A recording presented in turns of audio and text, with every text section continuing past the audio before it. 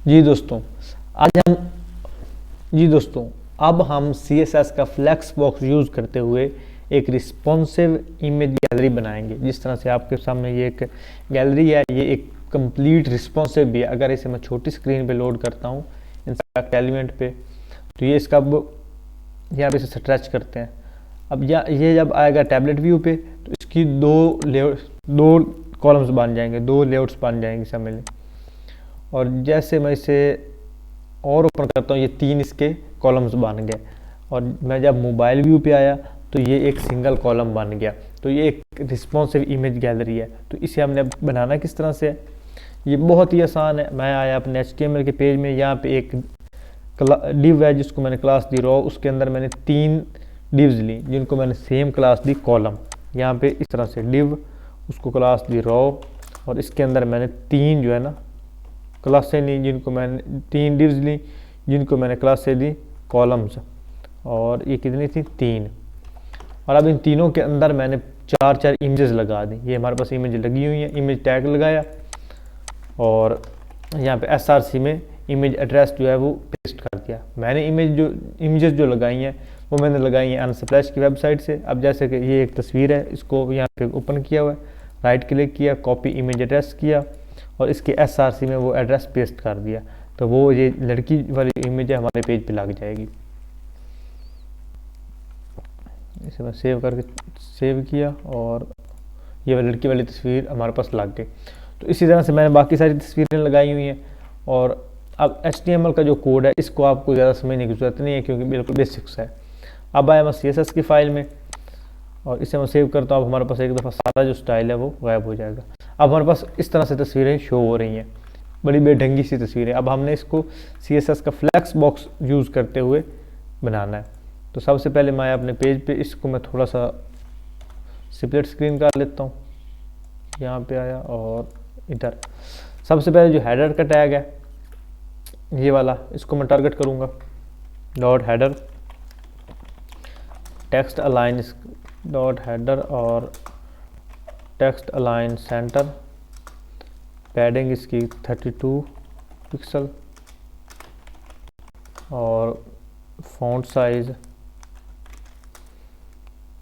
30 pixel. और अब मैंने इसको टेक्स्ट शेडो थोड़ा सा लगाना है। यहाँ पे आया टेक्स्ट शेडो 2 पिक्सल और यहाँ पे कलर कोई भी आप लगा सकते। मैं अभी रेड लगा रहा हूँ। इसे मैंने सेव किया, ये टेक्स्ट शेडो लग गया, टेक्स्ट शेडो लग गया और हमारी जो हेडिंग थी वो रेडी होगी। उसके बाद हम आएंगे अपने एक्चुअल कोड में जिसके ज़रिए हमने इस गैलरी को रिस्पॉन्सिव बनाना है। इसके लिए मैं ये रॉ को टारगेट करूँगा। डॉट रॉ, इसे मैंने सेलेक्ट किया और डिस्प्ले इसका फ्लैक्स, जो कि हम पिछली वीडियोस में पढ़ के आ चुके हैं कि CSS का जो फ्लैक्स बॉक्स है वो किस तरह से वर्क करता है। फ्लैक्स रैप इसका रैप और पैडिंग इसकी 0.4 पिक्सल ये होगी। अब उसके बाद हमने ये जो कॉलम है उनको एक स्पेसिफिक विड्थ जो है वो डिफाइन करनी है। तो उसके लिए मैं यहाँ पे आऊँगा और लिखूँगा कॉलम डॉट कॉलम। अब मैं इसको यहाँ से सिलेक्ट करूँगा तो ये सारे जितने भी कॉलम्स हैं उन पे अप्लाई हो जाए। क्योंकि इनको सेम क्लास दी हुई है। तो यहाँ उस क्लास को मैंने सेलेक्ट किया, यहाँ पे फ्लेक्स किया और फ्लेक्स मैंने इसको कर दिया 33.3%। अब ये 33.3% क्या है, इसका मतलब ये है कि हमने कितने कॉलम्स बनाने हैं। अब हमारे पास टोटल 100% है। 100% में अगर आपको 3 कॉलम्स चाहिए तो 3 पे डिवाइड कर दो, अगर आपको 2 कॉलम चाहिए 2 पे डिवाइड कर दो 100 को। तो जितना आपका जवाब आएगा वो आपने बनाना है। अब मुझे चाहिए 3 कॉलम्स, तो 3 कॉलम्स का जो जवाब आता है 100 को डिवाइड किया 3 पे तो आता है 33.3। अगर हमें 4 कॉलम्स चाहिए तो हम 25 कर देंगे। तो अभी 35। अब इसको सेम यही मैक्सिमम विड्थ लगा दूंगा। मैक्सिमम विड्थ इससे मैंने यही लगा दी 33.3%। और उसके बाद पैडिंग इसको मैंने दे दी ऊपर नीचे से 0 और लेफ़्ट साइड से 4 पिक्सल, ताकि थोड़ी सी इमेजेस के दरमियान एक स्पेस बनी रहे। अब इसको मैंने सेव किया। अब ये इस पर कोई अभी रद्द अमल नहीं दिखाएगा। अब कॉलम को यहाँ से मैंने किया कॉपी डॉट कॉलम और इसके अंदर जो इमेजेस लगी हुई हैं उनको मैं टारगेट करूँगा।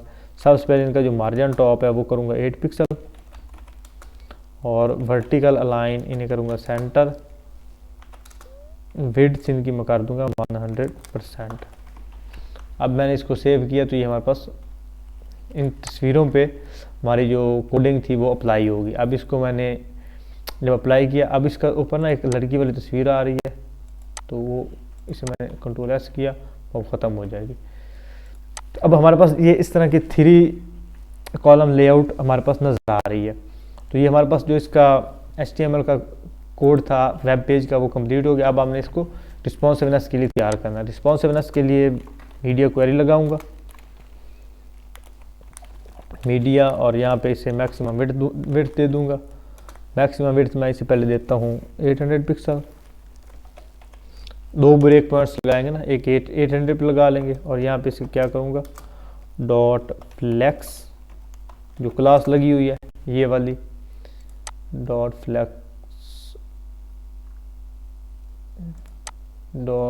किधर गई, ये वाली dot column, sorry dot column जो इसको मैंने लगाई हुई है, इसको यहाँ से कॉपी किया और यहाँ पे लगाया, और जिसका जो फ्लेक्स है वो करूँगा 33.3%, और मैक्सिमम जिसे विड्थ दे दूँगा मैक्सिमम विड्थ 50%। अब हमें जो है 2 कॉलम्स चाहिए, तो इसका जो फ्लेक्स है वो भी 50% कर दूंगा। अब इसे सेव करके और मैं रीलोड किया, ये हमारे पास 2 लेआउट्स बन गई। 50%, 50%, 100% इसका यहाँ पे कंप्लीट हो गया।